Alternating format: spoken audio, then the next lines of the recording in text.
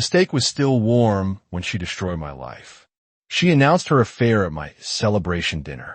20 witnesses watched her thank her lover, Thierry, for teaching her honesty. While she posted videos about authenticity and growth, I was erasing myself from every system she could access. Change my name, change my life, became someone she'd never find. But she did find me. 3 years too late. And the man she found didn't care anymore. My name is Julian Moreau. I'm 41 years old, and until 3 years ago, I thought I had it all figured out. Regional Director for Coastal Crown Hotels, 15 properties stretching from Maine to Georgia, a corner office that overlooked Boston Harbor, and a wife who I believed was my partner in building something that mattered. Alara came from Toronto, brought that polished Canadian charm that made investors feel comfortable and staff feel valued. We've been married 9 years. She had a son, Gabriel, from her first marriage. 14 now. I've been there since he was 5. Taught him to ride a bike. Sat through every parent-teacher conference. Paid for his braces. He called me Julian, not Dad, but I never pushed it. I figured love showed up in actions, not titles. The dinner was supposed to be his celebration. Our corporate team had just closed the acquisition of 3 boutique properties in Charleston, a deal I'd been working on for 18 months. My late father's business partner, George Sterling, had flown in from Phoenix. 20 people gathered at the Harbor View, the flagship hotel in our portfolio. White tablecloths, champagne already poured, lobster bisque making its way out from the kitchen. I was halfway through thanking everyone when Alara stood up. She wore that emerald dress, the one I bought her for our anniversary. Her smile was bright, practiced, the kind she used for corporate events. I actually have something to say, Alara announced, her voice cutting through the low hum of conversation. I looked up at her, still holding my glass, thinking maybe she was going to toast the team. George raised his eyebrows, encouraging. I've been doing a lot of soul-searching lately, she continued, and something in her tone made my chest tighten. And I've realized that I've been living inauthentically. I've been in a relationship that no longer serves my growth. The room went silent. Someone's fork touched their plate, a small clink that seemed deafening. I've been seeing someone else, Alara said, her eyes scanning the room, but never quite landing on me. His name is Thierry. He's helped me understand that I deserve to be with someone who truly sees me. Julian, I'm grateful for everything. I really am, but I need to be honest with everyone here. This marriage is over. I felt every eye turned toward me. George's face went pale. My assistant, Clara, looked like she might cry. But I didn't move, didn't shout, didn't ask questions. I just set down my glass, pulled my wallet from my jacket, and placed my credit card on the table. Separate checks. I said to the server who appeared, looking mortified. I signed a receipt, added a 30% tip because none of this was the staff's fault, stood up, and buttoned my jacket. Then I walked out of that restaurant without looking back. Behind me, I heard George's chair scrape against the floor, heard him say something sharp to Alara, but I was already gone. In the parking garage, I sat in my car for exactly 3 minutes. Then I drove to my office, grabbed my laptop and 3 file boxes I'd prepared 6 months earlier, and headed to a storage unit I'd rented under a name Alara had never heard. Because here's the thing nobody tells you. When you love someone who's capable of public betrayal, you don't wait for the bomb to drop. You build a bunker first. The storage unit smelled like concrete and old cardboard. I'd rented it 14 months ago under the name Jean Dubois. Paid cash for a year up front. Told the manager I was storing inventory for a side business. He didn't ask questions. People rarely do when you show up with hundreds in cash and a story that sounds boring enough to be true. Inside, I'd stashed everything I needed for this exact moment. A duffel bag with clothes, toiletries, 2 pairs of boots, a laptop with encrypted files, $47,000 in cash, pulled from dividend payments on a small LLC my father had set up before he died. Alara didn't know about it. She never asked about my father's estate beyond the hotels. Never cared about the paperwork I signed every quarter. I changed out of my suit in the dim fluorescent light, pulled on jeans and a flannel shirt, laced up the boots, left the Tom Ford jacket hanging on a hook like a shed skin. Then I drove my Mercedes to a commuter lot off Route 95, locked it, left the keys in the wheel well, and walked 3 blocks to where I'd parked my backup vehicle 2 weeks ago. A 2001 Ford F-150, primer gray, registered to Jean Du Bois. Paid for in cash from a guy in Quincy who was just happy to see it go. It started on a second try, belched smoke, and sounded like it had bronchitis. Perfect. I stopped at a gas station outside Providence, bought a prepaid flip phone, and made 1 call. Dominic Thorne answered on the 3rd ring, his voice thick with sleep. "This better be good. Julian." "It's 1 o'clock in the morning." "It's time," I said. Dominic, my lawyer, and the closest thing I had to a brother since college. He didn't hesitate. "The documents, file them tomorrow morning. Everything we discussed. You sure about this?" Dom asked, and I could hear him moving now, probably reaching for a notepad. Once this starts, there's no walking it back. I watched a semi-truck pull into the gas station, its engine rumbling like distant thunder. I've never been more sure of anything in my life. "All right," Dom said. "Consider it done. Where are you headed?" "You don't need to know that yet." His voice softened. "You okay?" I looked at my reflection in the truck's side mirror. Same face, different eyes. "I will be by dawn." I was checked into a motel in New Hampshire under Jean Du Bois. The room had wallpaper from 1987 and a mattress that groaned when I sat on it. The view was a parking lot and a Dunkin' Donuts. I lay on the bed fully clothed, staring at the water-stained ceiling and thought about Gabriel. The kid didn't ask for any of this. Didn't ask for his mother to be who she was. Didn't ask for me to walk away. But I couldn't stay. Not for him. Not for anyone. Because if I stayed, I'd become the kind of man who accepts betrayal just to keep the furniture arrangement intact. I pulled out the flip phone and typed a message I'd never sent. "I'm sorry, kid. You deserved better than all of us." Then I deleted it and turned off the phone. The motel room had a coffee maker that sputtered like it was dying. I made a cup anyway, sat on the edge of the bed, and opened my laptop. Dom had sent an encrypted email at 6:23 a.m. with a single line. "Documents filed." The clock is ticking. That meant Alara would find out by noon. Maybe sooner if she tried to access any of our accounts. The joint checking, the savings, the investment portfolio tied to the hotel management company. All of it locked behind clauses she'd signed 9 years ago and probably never read. Prenuptial agreement, page 17, subsection D. In the event of verified infidelity by either party, all jointly held assets revert to the non-offending spouse's sole control, pending dissolution proceedings. We'd signed it 2 weeks before the wedding. She'd laughed, called it overkill, said she'd never cheat. I believed her then. My father had insisted on it anyway. I pulled out a manila envelope I'd been carrying in the duffel bag for over a year. It had been in my father's safe deposit box, marked with my name and a date. Open only if necessary. I'd opened it 6 months ago, the night I confirmed what Alara was doing. Inside was a letter in my father's handwriting, shaky from the illness that eventually killed him. "Julian, if you're reading this, something went wrong. Either with business or with love. Probably love. I married your mother when I was 23 and divorced her when I was 30. She was beautiful and ambitious.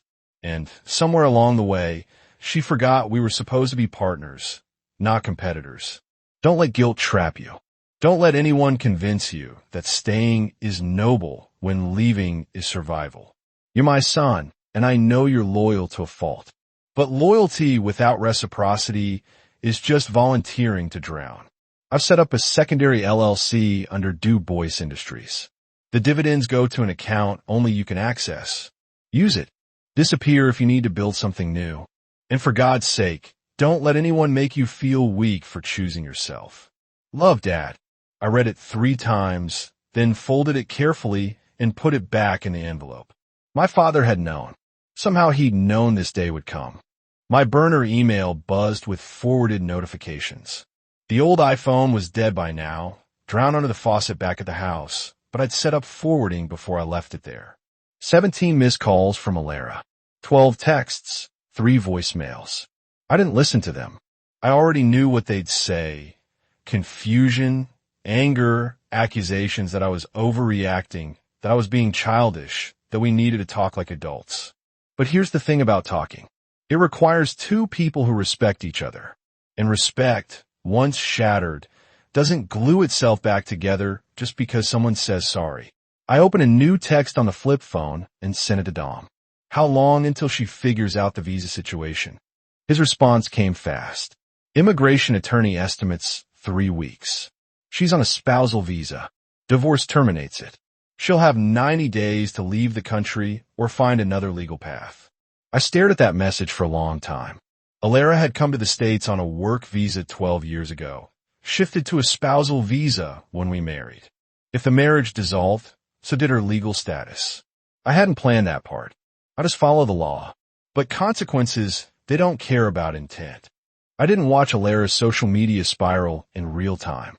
I didn't need to. Dom sent me screenshots with timestamps. Clinical updates like a doctor monitoring a patient's decline. Day 1, Alara posted a video. Soft lighting, acoustic guitar in the background.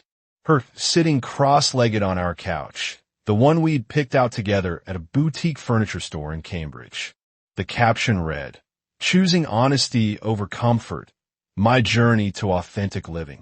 She talked for 11 minutes about growth, awakening, finding her true self. Mentioned Thierry, her new partner. Called him a mirror that showed me who I really am. Never once said the word affair.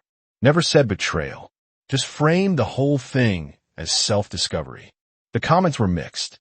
Some of her wellness influencer friends cheered her on. So brave. This is what radical honesty looks like. But others, people who knew me, people who'd been at that dinner, they weren't buying it. One comment stood out.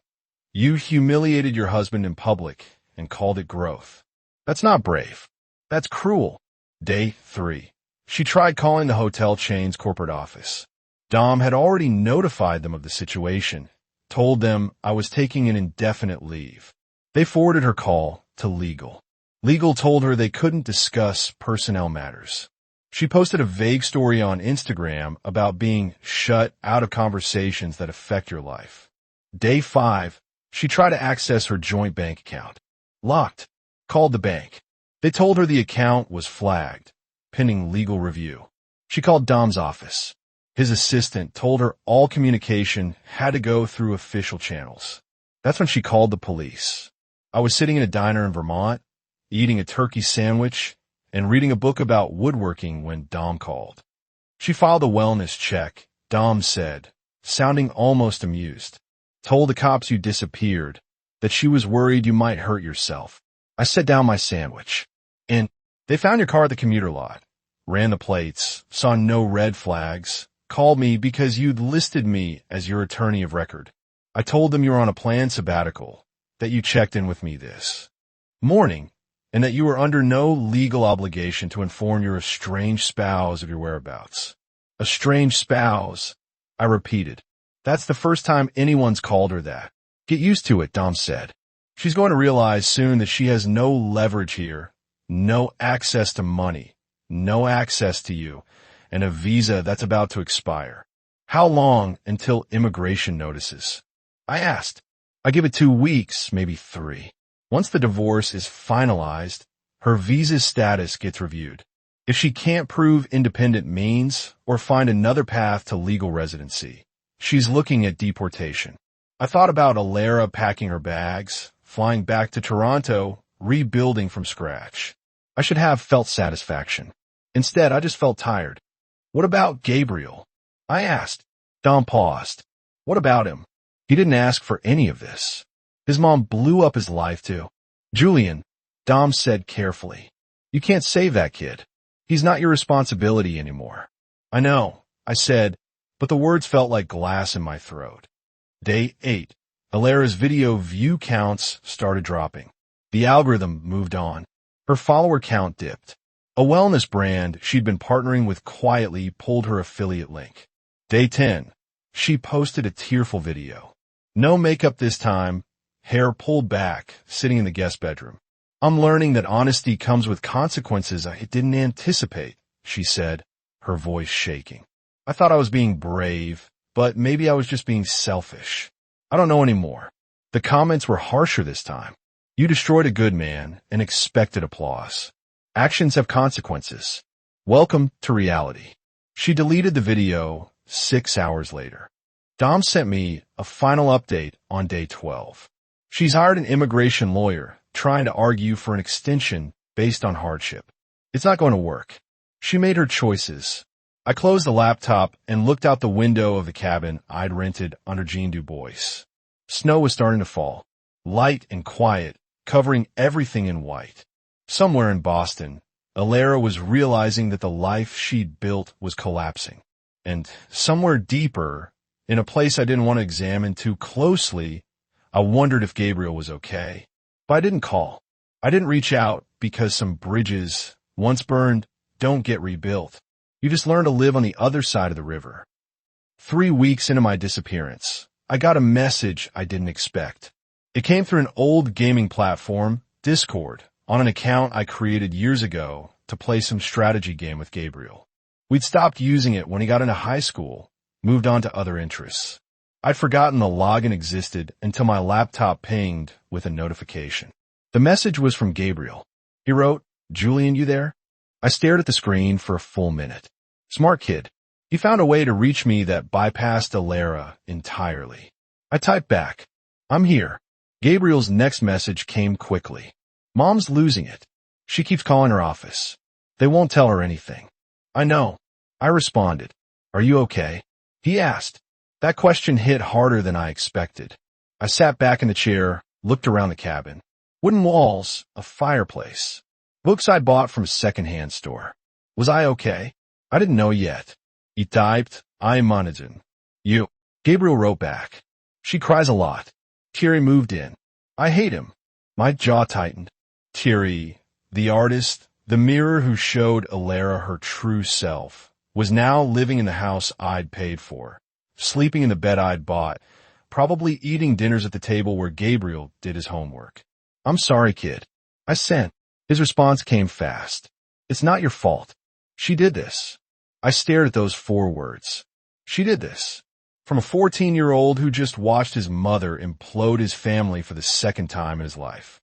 "You need anything?" I typed. "Money? Help with school." Gabriel wrote, "No.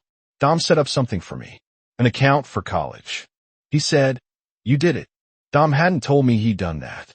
I'd asked him to make sure Gabriel had options, but I didn't know he'd move that fast. I responded, "You deserve to have options. Whatever happens between me and your mom, that doesn't change. Can I visit you sometime?" Gabriel asked. My throat tightened. I wanted to say yes. Wanted to give this kid an escape route from whatever chaos Alara was creating. But I also knew that opening that door meant staying connected to a life I was trying to leave behind. I typed carefully, "When you turn 18, you can go anywhere you want. Until then, this is complicated." "I get it," Gabriel wrote back. I sent one more message. "Gabriel, you're a good kid. Better than most adults I know. Don't let this make you cynical." His final message appeared. Too late. Then he logged off before I could respond. I sat there staring at the screen, feeling something I'd been avoiding for weeks. Guilt. Not for leaving Alara. She'd earned that. But for leaving Gabriel in the wreckage. Dom called an hour later. "You set up a trust for Gabriel?" I asked when I picked up. "You told me to make sure he had options," Dom said. "I made sure." "How much?" "Enough for 4 years at any state school. Maybe more if he's smart with it," Dom explained. "It's untouchable by Alara. The kid gets it when he turns 18, or earlier if he needs it for verified educational expenses." "Thank you," I said quietly. "Julian," Dom said, his tone shifting. "He's going to reach out again. You ready for that?" I looked out the window at the trees, bare branches against the gray sky. "I don't know, but I'm not cutting him off. He didn't do anything wrong. Just be careful," Dom warned. "Alara's going to use him if she can. She's desperate." "She could try," I said. "But Gabriel's smarter than she gives him credit for." For weeks in, Alara finally understood the situation she was in. Dom forwarded me an email from her attorney, a guy named Patrick something who worked out of a strip mall office in Somerville. The email was frantic, full of legal jargon that boiled down to one thing: panic. Dom called to walk me through it. Her lawyer's claiming the prenup is invalid because she signed under duress, Dom said, sounding amused. Apparently, your father pressured her into it, and she didn't have independent counsel. She had her own lawyer, I said. I paid for it. Guy named Richard Feldman out of Cambridge. That's why I told them, Dom said. Copies of the retainer agreement. She signed the consultation notes, everything. They've got nothing. What about the visa? That's where it gets interesting, Dom said. Immigration sent a notice. She has 60 days to prove she has legal grounds to remain in the country. The spousal visa terminates with the divorce. And since the divorce is based on infidelity, there's no pathway to adjustment of status. So, she has to leave unless she finds another legal route, Dom explained. Work visa, student visa, something. But those take time and money, and right now, she has neither. I thought about Alara packing up, flying back to Toronto, starting over. Part of me felt satisfied. The bigger part just felt empty. What's she going to do? I asked. Don't know. Don't care, Dom said. My job is to protect you, not to solve her problems. What about Gabriel? He's a minor with U.S. residency through his biological father's citizenship, Dom said. He's not affected by her immigration status. If she leaves, he could stay with relatives or enter the foster system. But that's not your problem to solve, Julian. I know, he said, softer now. I know you care about the kid, but you can't save everyone. Sometimes the best thing you can do is save yourself. 2 days later, Alara posted another video. This one was different. No soft lighting, no acoustic music, just her sitting in the guest bedroom. Eyes red, makeup smudged. I made mistakes, she said to the camera, her voice shaking.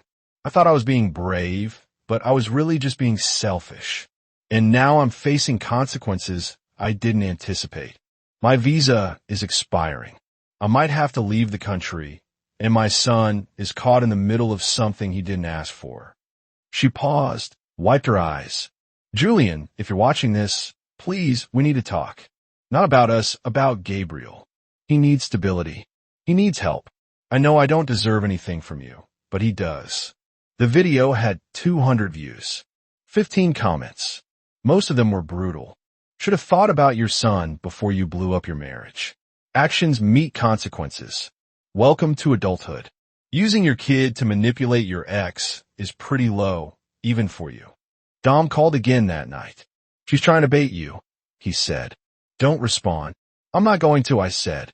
But Dom, if Gabriel needs something, I'll handle it, Dom promised. The trust is set up. If he needs housing, education, anything legitimate, it's covered. But you don't contact her. You don't give her an opening. Understood, I said. But that night, lying in bed in the cabin, staring at the ceiling, I couldn't stop thinking about Gabriel. 14 years old, watching his mother spiral, watching the only father figure he'd known disappear. He didn't deserve any of this. Neither did I. But life doesn't deal fair. It deals in choices and consequences. Alara made her choice. Now, she was living with the consequences, and so was everyone around her. 3 years. That's how long it took for the dust to settle. I'd rebuilt myself piece by piece in that time. The cabin in New Hampshire became permanent. I bought it outright under Jean Du Bois. Paid cash, no paper trail leading back to Julian Moreau. Started working with my hands instead of spreadsheets. Picked up woodworking, then carpentry, then something I never expected, driftwood sculpture. There was a guy in town, an old-timer named William, who taught me the basics. How to see the shape hiding inside weatherwood. How to let the material guide you instead of forcing it. I'd started making small pieces, selling them at local craft fairs. Nothing fancy, just honest work that didn't require conference calls or corporate politics. The hotels sold. Dom handled it quietly. Found a buyer who wanted the whole portfolio. I walked away with enough money to live comfortably for the rest of my life if I stayed modest. Invested most of it, kept some liquid, donated a chunk to a scholarship fund in my father's name. Alara got deported. Took 11 months, but immigration finally processed everything. She tried every angle, hired 3 different lawyers, even attempted to claim asylum based on some fabricated story about persecution in Canada. None of it worked. She flew back to Toronto on a cold January morning. And according to Dom, she never stopped blaming me. Gabriel stayed in the States. His biological father, a guy I'd never met, suddenly developed a conscience and took custody. They moved to Colorado. Gabriel and I kept in touch through that Discord channel, messages every few weeks. He was doing okay. Not great, but okay. Applied to art schools. The trust Dom set up covered everything. I changed my name legally. Not completely, just enough. Julian Harford instead of Julian Morrow. Got a driver's license, opened bank accounts, filed taxes, became someone new without erasing who I'd been. The magazine article happened by accident. Some writer doing a piece on coastal artists found my work at a gallery in Portsmouth. She wanted to interview the guy making sculptures from beach debris. I agreed but kept it vague. Talked about starting over, about disappearing to see clearly. Never mentioned Alara. Never mentioned the hotels. The article ran in a small regional publication. I didn't think anyone would notice. I was wrong. The beach was empty that morning, the kind of quiet you only get before sunrise. I was working on a new piece, something abstract, curves that mimicked wave patterns. The wood was silver gray, smoothed by years of salt water and sand. I heard footsteps behind me, but didn't turn. Tourists sometimes wandered down here, took photos, moved on. But these footsteps stopped, hesitated. Then a voice I hadn't heard in 3 years cut through the sound of the waves. Julian. I straightened slowly, turned. Around. Alara stood 20 feet away, wearing jeans and a simple jacket, hair pulled back, no makeup. She looked older, thinner. The polish was gone, replaced by something raw and uncertain. When she saw me fully, when our eyes met, something in her expression just shattered. Her face went pale, her mouth opened slightly, and I watched 3 years of carefully constructed denial collapse in real time. She'd found me, but she hadn't prepared for what she'd find. "Hi," she said finally, voice barely above a whisper. I didn't respond immediately, just looked at her. This woman who'd once been my wife, who'd blown up my life in front of everyone I knew, who'd spent 3 years probably imagining this moment. "Alara," I said eventually. No emotion, no anger, just acknowledgement.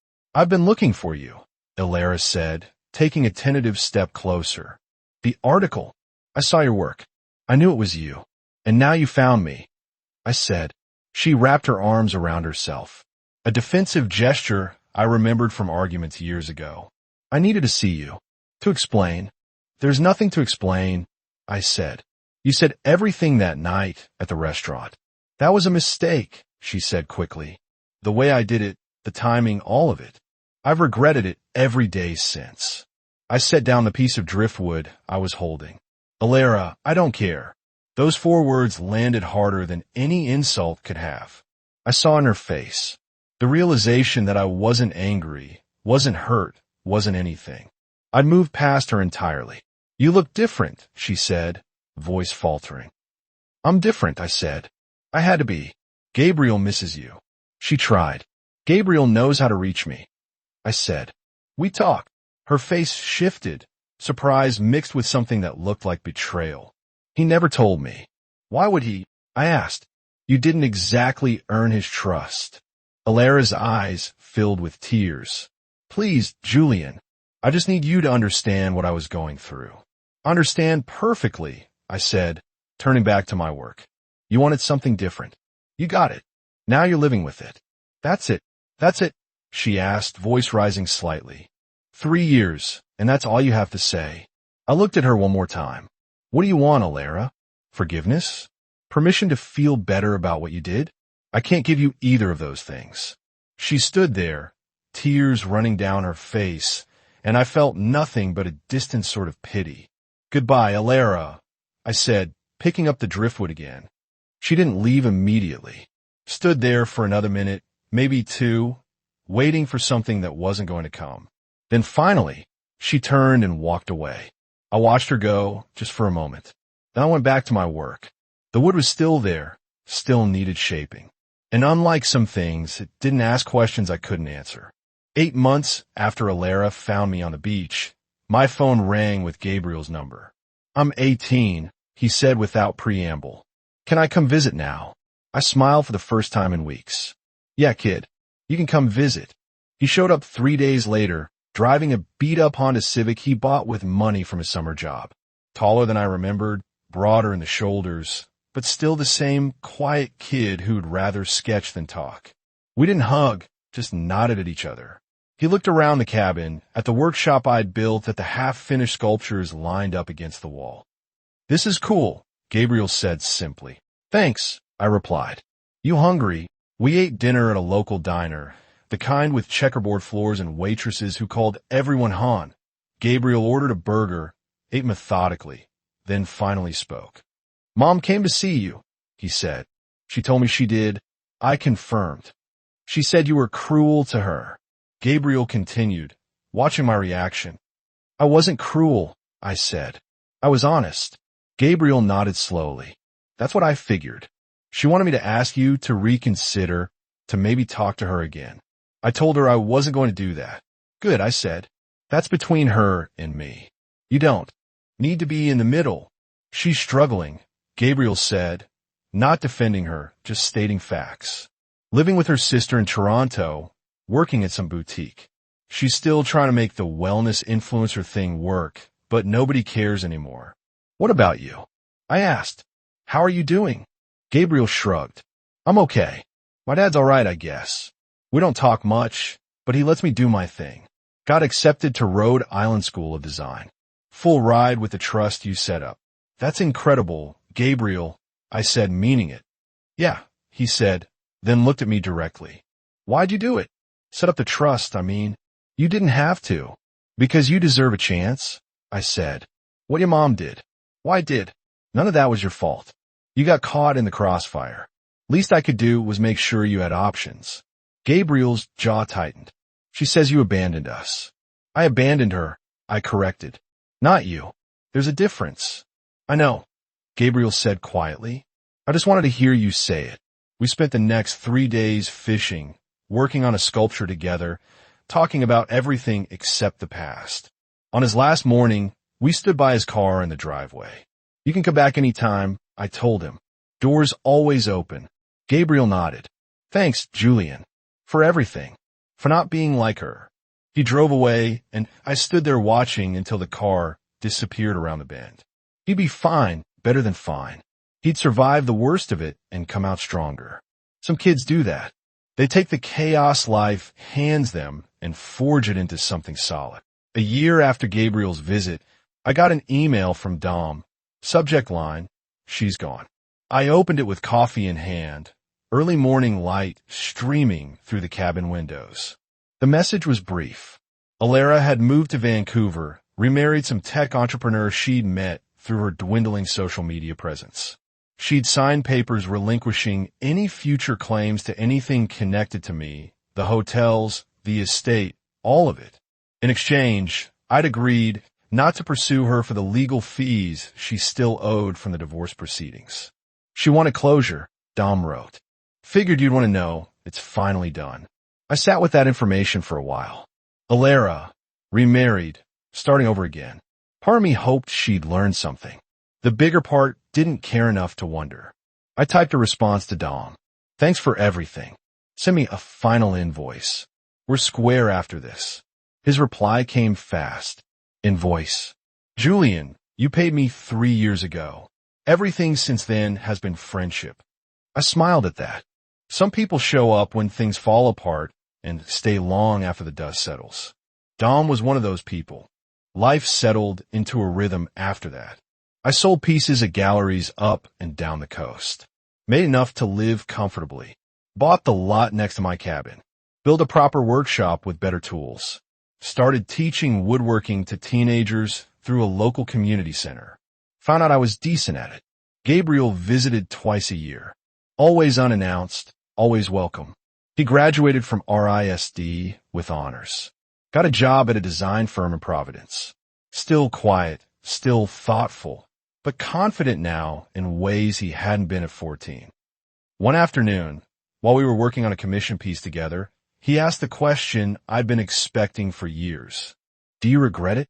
Gabriel said, "Walking away like you did. I thought about it honestly. No, I regret that it had to happen. I regret that you got hurt, but I don't regret leaving. Staying would have destroyed me."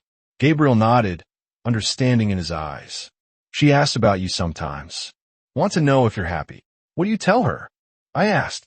"I tell her you're building things," Gabriel said, "that you're good at it. I don't tell her anything else because it's none of her business." "Smart kid," I said.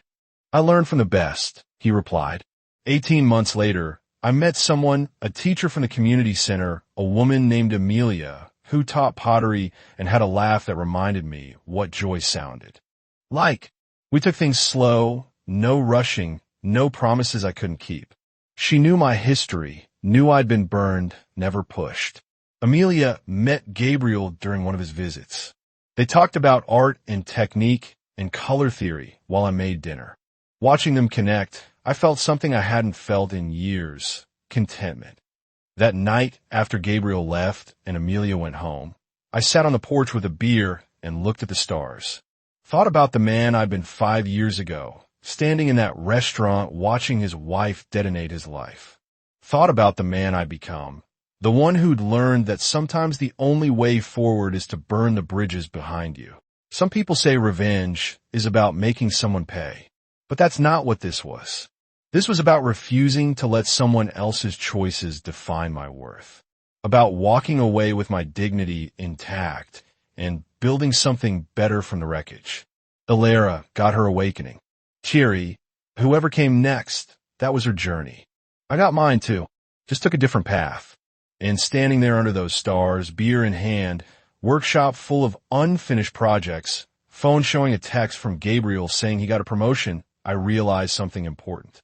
I'd won, not because she lost, but because I'd become someone I could respect.